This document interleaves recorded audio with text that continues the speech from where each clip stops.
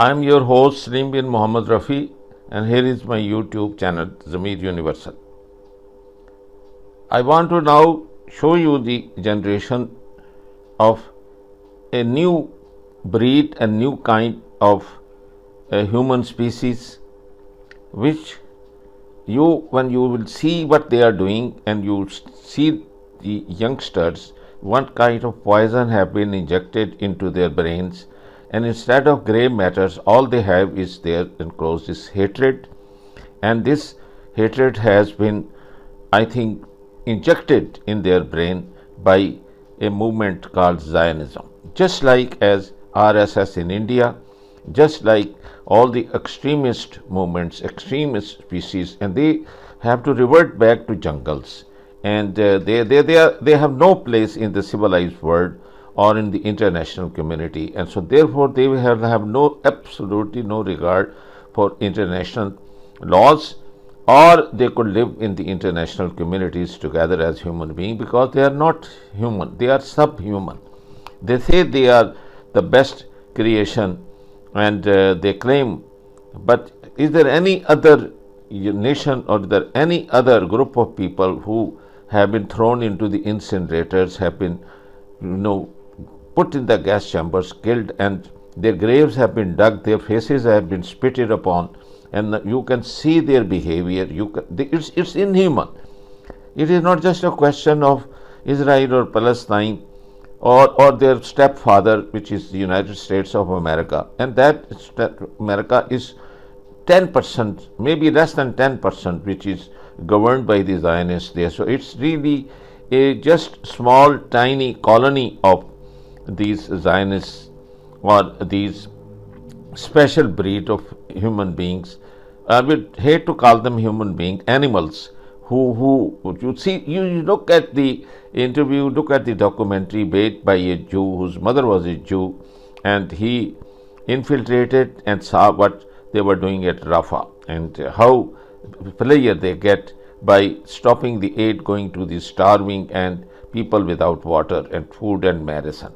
Look at the dying and shooting them 8 times in there, and look at the size of the baby, look at the youngster, and look at the person whose both legs have to be amputated.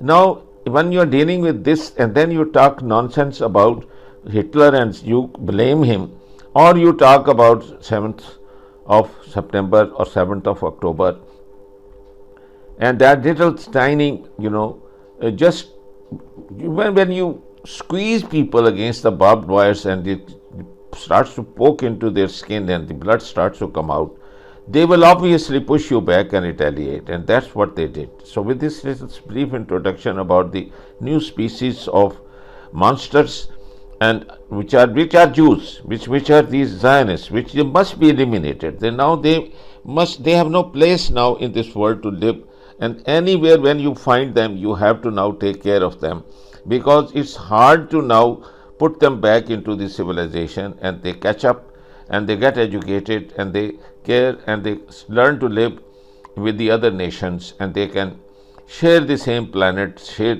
environment, same the climate. So there is these extreme groups will have to be taken care of, and in order to protect themselves, as you will see for yourself, then they create the other groups, like they have created in the people who just recently did there was a concert blast in Russia.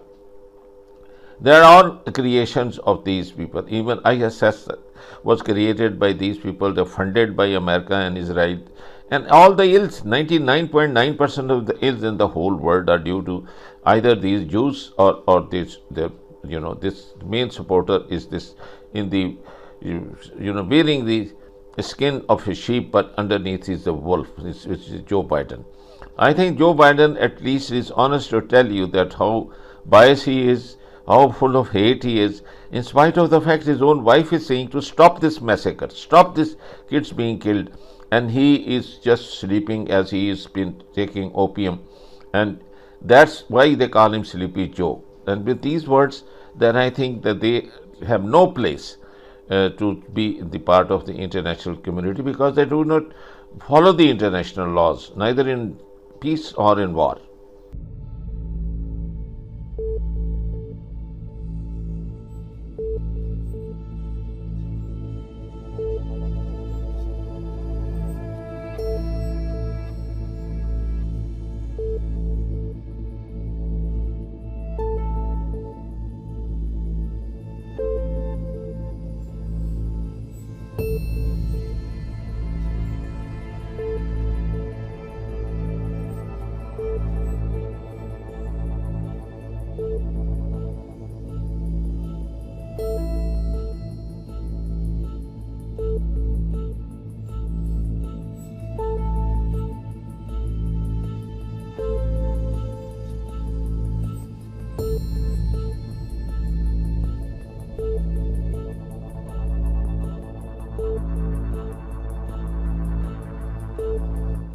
عبد الرحيم فرج الأيوبي من سكان مدينة غزة.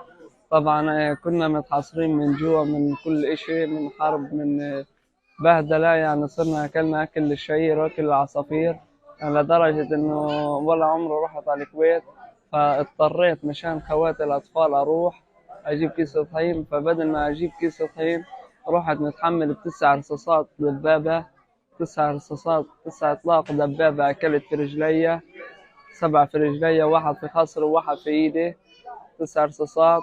طبعا تم نزيف معي، تم نقلي على الشفاء، وفي مستشفى الشفاء لا يوجد علاج. وتم بالآخر مجيئي إلى هنا. كيف جيت هنا؟ طريق كارة وحمار،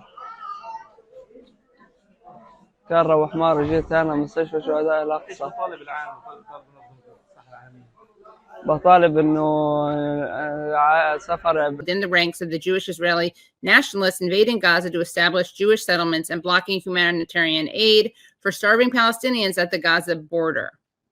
The Israelis admitted to war crimes and clamored for genocide. So let us bring on to the show Jeremy Lafredo.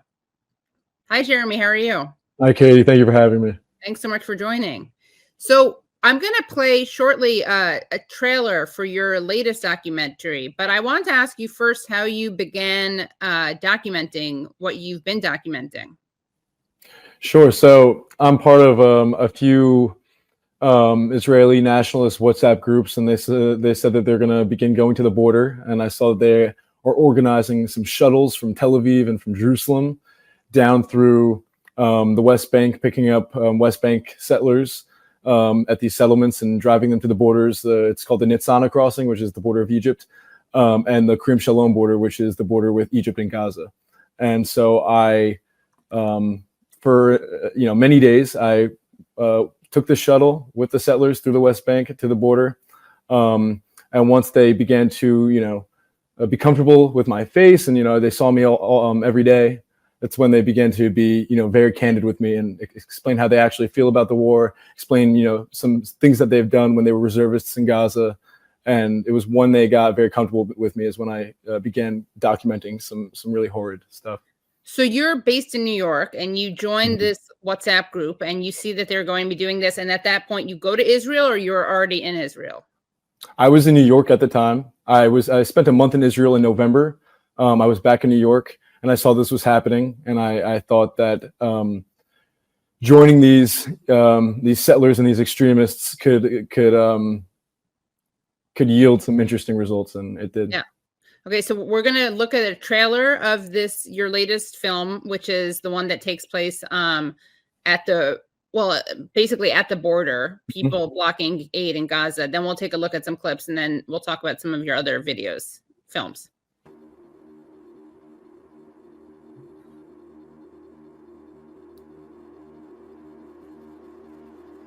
The police man. Is that sound okay? Playing okay?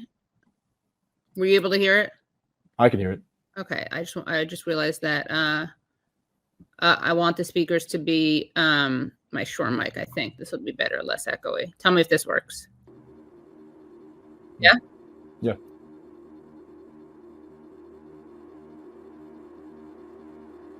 The police man, the head commander, came to us and said, okay, you guys came and blocked.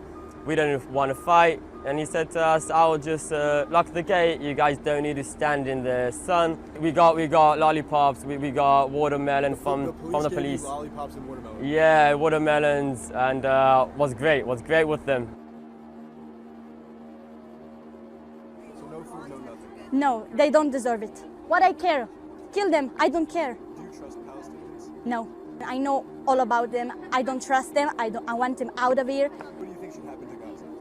I want to be civilized with Jews from Israel.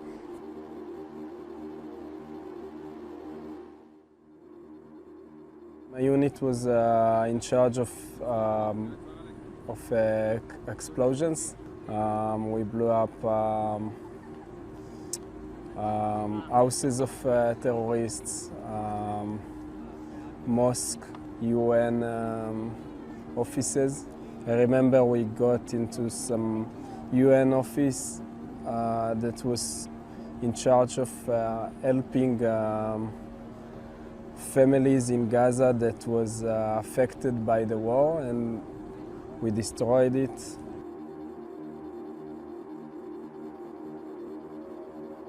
We give pastries for the people, for the soldiers, for the cops, for everybody. This is what we give to our people. This is really humanitarian, okay? They need to block the aid to Gaza. They need to block the gas to Gaza. Everything to block, and this is what we do every week, 2, 3, 4 times a week. And as the Bible says, this place is for us. It's promised for us, so they can starve to death to pay on the things that they've done to us on the 7th of October. אני חושב שצריך, לא יודע, אני חושב שצריך כולם להיות מאוחדים ואנחנו צריכים, אנחנו נכנסים, צריך להיכנס חזרה לעזה ולהשתלט שם על המדינה, להשתלט שתהיה מדינה שלנו. Bibi is a puppet of Biden, because we cleaned all Gaza, except in Rafiah. Why aren't we going in there? Because Biden asked us not to. That's the only reason.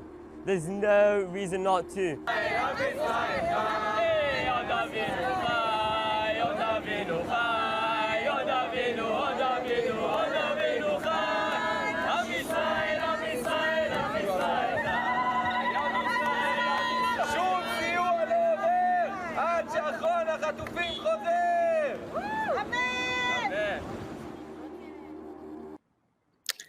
Wow. So how long were you there with them, by the way? I was with them for about 8 or 9 days. Were you scared at any points? In the very beginning, it was a little scary just to be surrounded by these people at a very highly militarized zone near the border of Gaza, and I was alone. But as soon as they felt comfortable with me, it was just another day of doing those insane things with them. Did you have to pretend to agree with them, or were they just willing to tell you what they thought? I didn't until October 7th. They would have protests every Friday against settlers stealing houses in Sheikh Jarrah, and these were all activists. And since then, since October 7th, there's been no protests. Everyone's afraid to protest. Everyone's afraid to be political in any way because they're arresting thousands of Palestinians without charge. They're just throwing them in military detention. So you don't know how long you'll be in there. You don't know how long until you get out. You don't know what you were arrested for. So there's no more protests in Sheikh Jarrah. These were famous protests. These were internationally covered protests against the occupation, and they're not happening anymore because of October 7th and because Palestinians in occupied Jerusalem are so afraid to be political in any way, whether online or in real life. Yeah. And then, sorry, keep going. No, and this Meir Brukin is his name. He was an Israeli high school teacher. He posted some photos of children, dead people, dead Palestinians in Gaza, and he was thrown in military detention. And in Jerusalem, he was a high school teacher in right outside Jerusalem. But I don't want to tell the whole story. We can play the video. Okay. He was detained for Facebook posts that are violations are punishable by life imprisonment or the death penalty. What were the Facebook posts? It could go like this. Muhammad was 14 years old.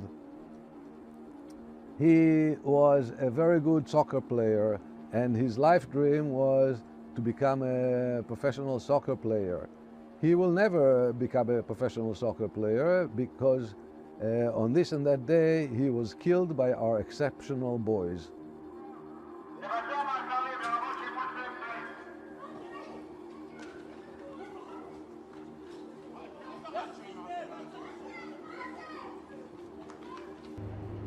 To say it in one sentence, they came in order to beat us.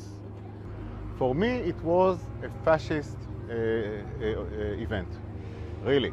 By shouting or saying different things that are not, in the national consensus, you reveal yourself as a traitor.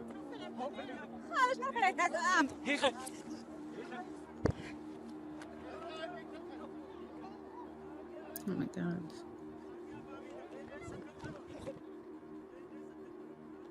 The state has got to a point now where it basically does not want anybody to criticize it. You can't criticize the state of Israel. You're Jewish, you're not Jewish, you're Palestinian, you're not Palestinian. It doesn't matter. It really got to that stage where we're going to put in jail. This is how the country is operating now. So those people being dragged, it was a group of like 10 older Israelis, Jewish Israelis, who were there to show solidarity with the high school teacher who was arrested for his Facebook posts raising awareness about how the people in Gaza are actually people. And they were just standing in front of the court, and I was there, and the police, they have like a special unit. They just attacked these people. The police were old enough to be, their children or grandchildren. They attacked these older people. They punched them. They pushed them. They dragged them just because they were standing, not with signs or anything really, just to show solidarity with Mayor Brukin, another older Israeli Jew who was arrested for his Facebook posts. And tell us more about what was so scary when you were with the people in the West Bank. Just shifting gears a little bit. Yeah, of course. First off, if they Googled me, it wouldn't be great. So I was nervous constantly of them like looking me up. And I also was scared just because I was surrounded by IDF soldiers with machine guns. Just the air of being on a bus with settlers going inside of these settlements that are totally militarized. Just to get inside of this neighborhood in the West Bank, you have to go through an iron gate where there's 2 IDF soldiers holding machine guns, and they're pointing them at the street. They're not pointing them at me. They're pointing them at any, Palestinian. But just being around such a militarized zone. I think Israel is a fascist state today. What else would you call it? Can you imagine dying in a way where the building falls on you? That's the way the death occurs in those places, day after day. It's almost like torture. Tell us about your own history, Mr. Lichtman. Yeah, well, I was born 37. Mm-hmm. My parents had just come from Poland. Poland was invaded in 39. And of course there were roundups. Roundups meaning there were certain dates when the Germans demanded so many Jews for the trains. My family members were taken to different death camps, Majdanek and Sobibor. My father joined the French army and he was killed. The big question was, how do you find a location that's going to hide a Jewish kid? So we will be talking to Renee next week and we're very excited to be talking to him. And that's just that was filmed by the World Socialist website. And yeah, and he just had some tech issues, but we're going to resolve them for the next time that he's on, so that we don't have tech issues. Alrighty. 1 second. I may have another person coming in. Let me just see. 1 second. Give me 2 seconds here. I should.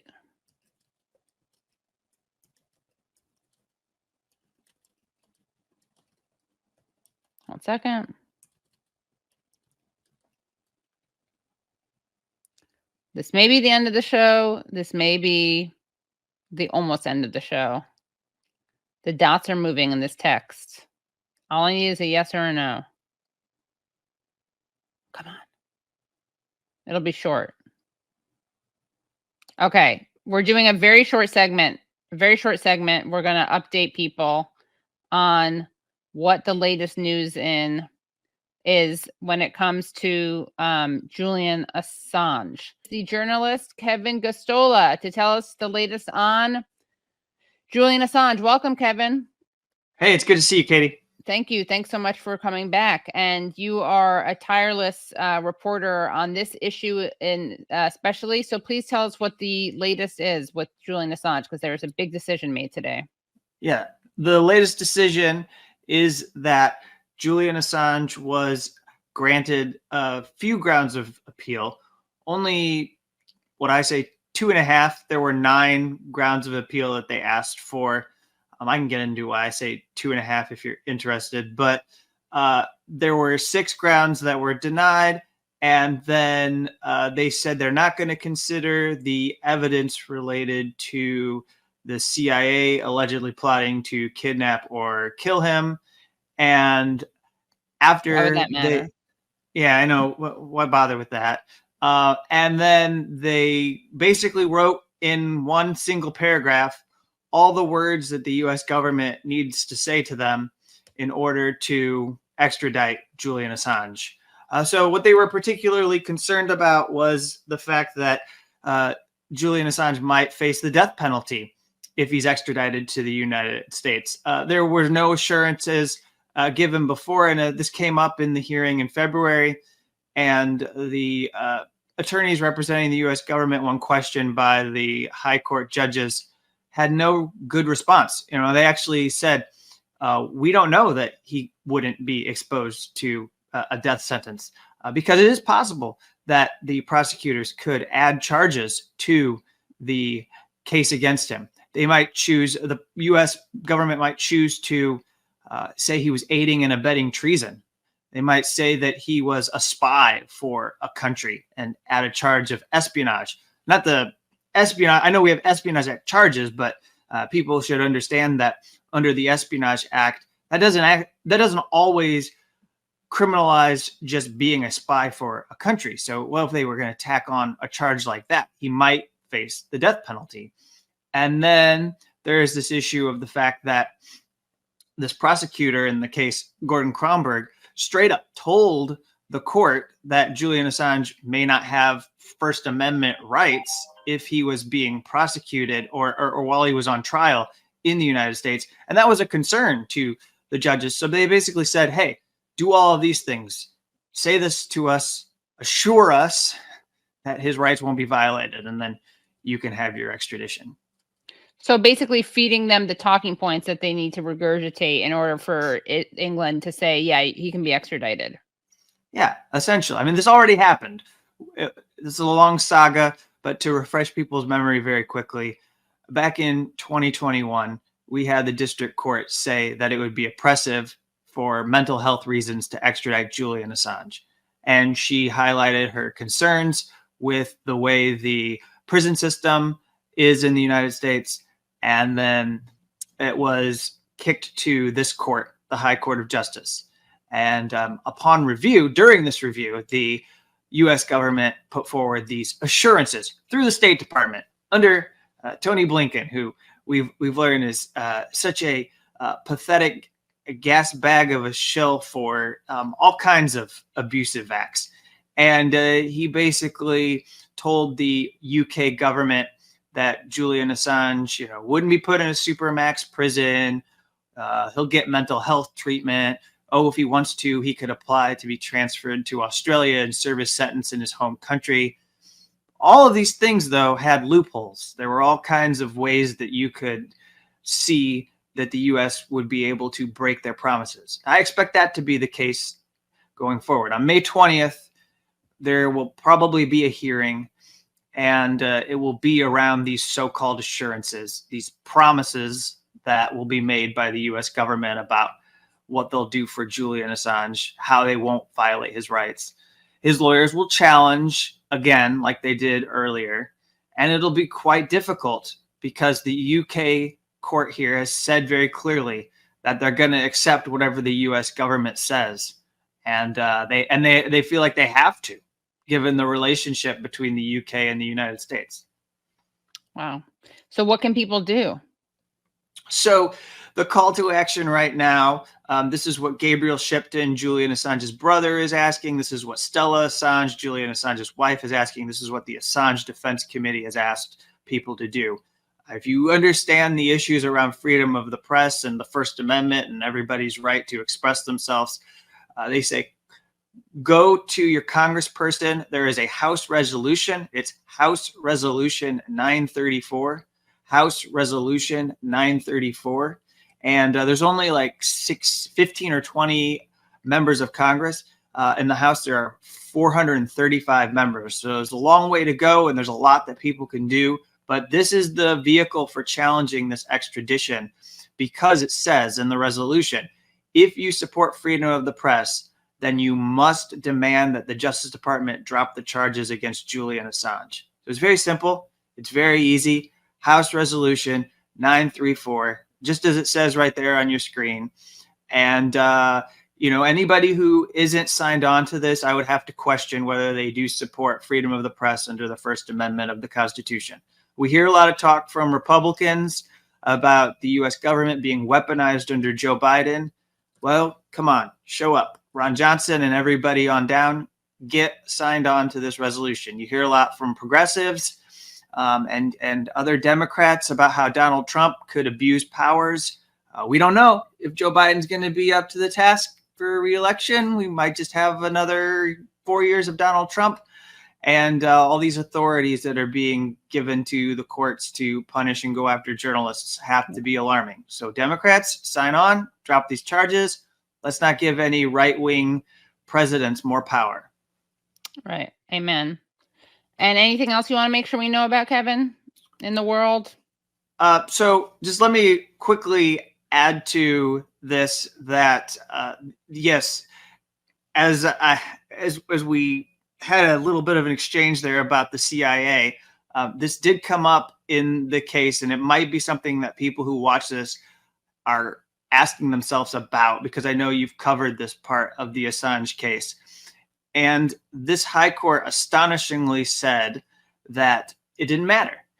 They actually said that they planned to kidnap or kill Assange. Yeah, they said we already knew about that. They said the district court had already heard evidence and decided that it had nothing to do with going after him in this case. It had nothing to do with extradition. It was happening in some other context. Actually, they said that they believed Julian Assange was trying to flee for Russia. And so that's why the U.S. was targeting him. And actually, we're wrong. We're wrong, and we need to understand that this extradition is actually saving him, because by extraditing him to the U.S., he's actually protected from the CIA. They won't be able to kidnap, poison, or assassinate him. And so this is actually a service for Julian Assange. So he's been in prison for 5 years and gone through this, and so he should accept the generosity of this U.S. government. Oh, it's like free witness protection program. Yeah. He's in protective custody right now in a maximum security prison. It's absurd, but it's all false. And I'll quickly just wrap by saying that we know that this is not true. He has an attorney named Aetor Martinez, who isn't that well known, but a Spanish attorney who has worked on these matters of how he was targeted in the embassy. And Ecuador had turned on Julian Assange. One of the things that happened was there's a bit of as I understand it, a kind of rogue official who was basically trying to entrap Julian Assange by giving him a Russian diplomatic passport and saying, go here. If you want to leave the Ecuador embassy, go here.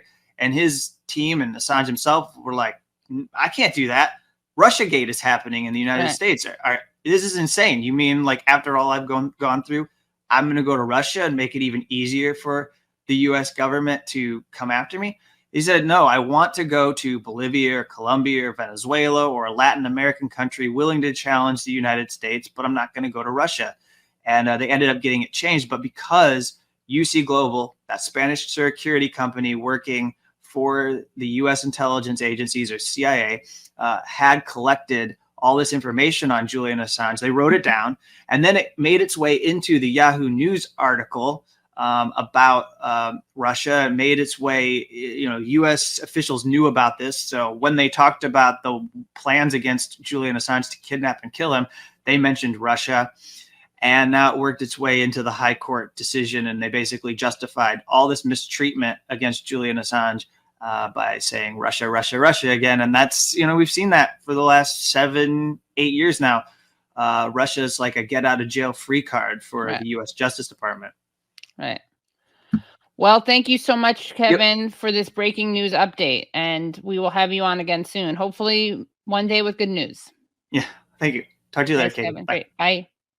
Thank you guys so much for your patience. Thank you for coming to the show. Thank you, Brad, for all. She's surrounded by hundreds of people breaking the law. There's not supposed to be one civilian in the closed military zone without them being arrested. And she's mingling, and I'm sure she's going to have, or just had, a snack that someone's going to give her. Right. And then babies. Nice, so inspiring. Nice baby. Yeah. Wow. It's so scary. Looks like they were blowing bubbles or something. They were blowing bubbles. Oh, I see on the left. I see the source of the bubbles. The source of the bubbles. There it is. Wow. That's just so crazy. And were you raised, have you always had a critical view of Israel? I think since college, probably my college. Before that, I didn't really have any type of view. But once college happened, I had some professors. I did some reading, and then I worked for, after college, I worked for RT. And so there was lots of great reporting there on Israel, and I formed my view. I met Max Blumenthal. We became friends. Nice. So that's. Oh, yeah. And shout out to the Gray Zone, which has been publishing all of your really wonderful work. Yeah. Let's play another clip from the West Bank. اليوم موجودين في المنطقة الشرقية من طيبة رام الله، قريبة على مستعمرة رمونيم زي ما انت شايف من هون. واحنا دائما بنجد زيتوننا في هاي المنطقة، وللأسف نتعرض لكثير من المشاكل، خصوصا السنة من المستوطنين مش قادرين نجد الزيتون. شايف انت مجموعة صغيرة الموجودة معانا. اليوم هذول ولاد خالتي انا جاي اساعدهم وراقب لهم على اساس ما يتعرضوش لمشاكل. الزيتون عندنا يعني الزيتون هو وجودنا في هذه الأرض، يعني نحن باقون كشجر الزيتون. الزيتون طبعا مهم، هذا تاريخ أجدادنا وتاريخ قبل أجدادنا. المسيح كان موجود في هاي المنطقة خصوصا الطيبة، قبل صلبه في أسبوع إجا على هاي المنطقة. والزيتون مبارك ومذكور في كل الأديان، فطبعا إشي مهم كثير لإلنا، وهو خلينا موجودين في هذه البلد.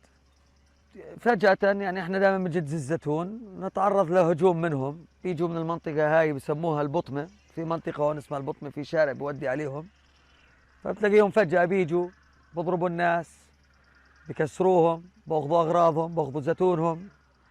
يعني هذا اللي بصير معنا. أنا بصراحة بشوفهم معاهم مش معانا، لأنهم بيجوا عشان يحموهم على أساس احنا ما نأذيهمش إذا يجوا، بس هم مش معانا. لا مش معانا. نعم سرقوا سيارتي من خالتي، ترك سيارته هون وروح لما هاجموا المستوطنين، ما قدرش يشغلها.